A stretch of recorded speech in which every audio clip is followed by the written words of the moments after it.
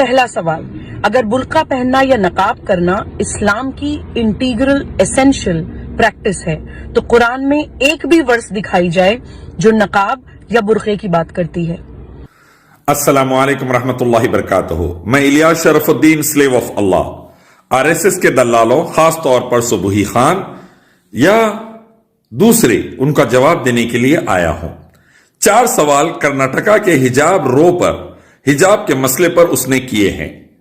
पहला सवाल देखिए, सुबही खान, इसका जवाब यह है कि आप अगर कुरान पढ़ेंगे तर्जुमे से सूरह नूर चैप्टर 24 वर्स 31 और सूरह अहज़ाब चैप्टर 33 वर्स 59, अल्लाह ताला हुक्म देते हैं ईमान वाली औरतों के लिए कि जब बाहर जाएं तो जिलाबहिन्ना, अपने ऊपर चादरें डाल लें।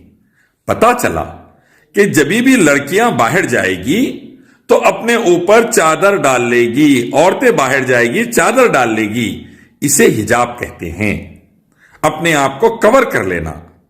और दूसरी बात, Rigveda book number 8 chapter number 33 में भी यही हुक्म है कि जब हिंदू लड़कियां बाहर जाए तो अपने आप पर चादरें डाल लें। आरएसएस बीजेपी वाले ना हिंदू है ना हिंदुस्तानी, वैसे ही सुबही खान तुम भी ना मुसलमान बच रही ना इस्लामी, तो ऐसी दल्लाली कर कर जहन्नुम में ना जाओ। दूसरा सवाल, अगर ये हमारे संविधान के अनुच्छेद 25 में दिया हुआ धार्मिक स्वतंत्रता के अधिकार की बात है तो सेम यही अधिकार अलीगढ़ मुस्लिम विश्वविद्यालय में या जामिया में पढ़ने वाले गैर मुस्लिम छात्रों और छात्राओं को क्यों नहीं दिया जाता है? वहां पर ड्रेस कोड पॉलिसी और स्कूल की पॉलिसी की बात कर गैर मुस्लिम बच्चों को शेरवानी या शलवार कमीज पहनने के लिए मजबूर क्यों किया जाता है? दूसरा सवाल, आर्टिकल 25 के तहत अलीगढ़ और जामिया के बच्चियों को या बच्चों को अपना अपना लिबास पहनने की इजाजत क्यों नहीं दी जाती, पूछ रही हैं आप। इसका जवाब सुनिए कि वहां पर आज भी जामिया में मैंने खुद देखा है, गैर मुस्लिम लड़कियां अपनी मर्जी का लिबास, जीन्स, टॉप्स, टी शर्ट्स पहनकर आती हैं, मर्जी का। आज भी चल रहा है, क्योंकि भारत में इस्लामी कानून नाफिज नहीं है, इसीलिए कोई बुर्का पहनती है लड़कियां मुसलमान, कोई गैर मुस्लिम लड़कियां जीन्स टॉप्स में आती है जामिया में। तो आप झूठ और नफरत फैलाकर, सावरकर की दल्लाली कर कर, अंग्रेजों के साथ मिलकर देश को टुकड़े टुकड़े और बर्बादी ना करें, आरएसएस के पिल्ले ना बने। तीसरा सवाल, अगर ये महिलाओं के चुनने के अधिकार की बात है तो मेरे जैसी मुसलमान महिलाएं जो हिजाब नहीं करना चाहती हैं या फिर अपनी मर्जी से करना चाहती हैं, जो बाल खोलना चाहती हैं, जो स्वतंत्रता के साथ जीना चाहती हैं, उनके चुनने के अधिकार का क्या? उनको काफिर होने का या खराब महिला होने का सर्टिफिकेट क्यों दिया जाता है? तीसरा सवाल, आपने कहा है कि जो महिलाएं बेपर्दा आवारा तौर पर फिरना चाहती हैं, बाल खुले रखकर, उनके अधिकार को क्यों नहीं माना जाता?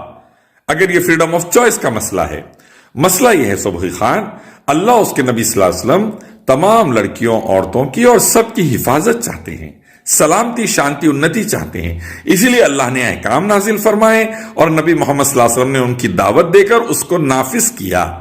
अब अगर आप इस पर नहीं चलना चाहती है, आवारा बेपर्दा फिरना चाहती हैं, तो देख लीजिए क्या हो रहा है भारत के अंदर लड़कियों के साथ। जैसा आसाराम के आश्रम में, गुरमीत राम के आश्रम में, चिन्मयानंद के आश्रम में, कटवा में मंदिर में जब बच्चियां बेपर्दा गई तो क्या हाल हुआ, हाथरस की बेटी के साथ क्या हाल हुआ, रेप्स और गैंग रेप्स में, मॉलेस्टेशन में भारत नंबर 1 हो गया, सबसे अनसेफ प्लेस हो गया भारत। क्यों? हमारे पास हिजाब नहीं है और हमारे पास रेप की सजा मौत नहीं है, रेप करने वाले की सजा मौत नहीं है और मर्डर करने वाले की सजा मौत नहीं है, सऊदी अरब की तरह कुरान हदीस की रोशनी में।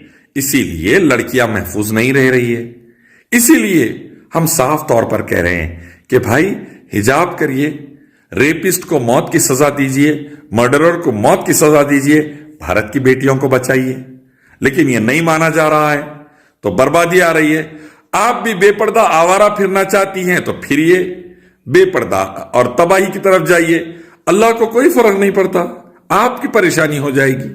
चौथा और आखिरी सवाल, हमारे घर की अगर कोई डोरबेल बजाए कोई नकाबपोश व्यक्ति, क्या हम बिना उसकी पहचान देखे उसको अपने घर में घुसने देते हैं? हम अपने घर की सुरक्षा के लिए चिंतित होते हैं, बिना जाने बिना पहचाने अपने घर में जब हम किसी को नहीं घुसने देते हैं, तो पहचान छुपाए हुए नकाबपोश लोगों को हम समाज में और अपने देश में कैसे घूमने दे सकते हैं? चौथा सवाल, सूबे खान ने कहा कि नकाबपोश व्यक्ति को घर में नहीं आने देंगे सिक्योरिटी की वजह से, तो फिर सिक्योरिटी कंसर्न्स की वजह से औरतों को नकाब कैसे लगाने देंगे? हालात खराब चल रहे हैं।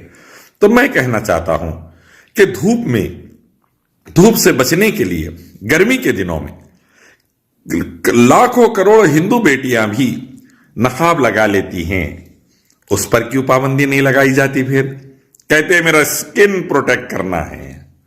स्किन प्रोटेक्शन ज्यादा इंपॉर्टेंट है या देश प्रोटेक्शन?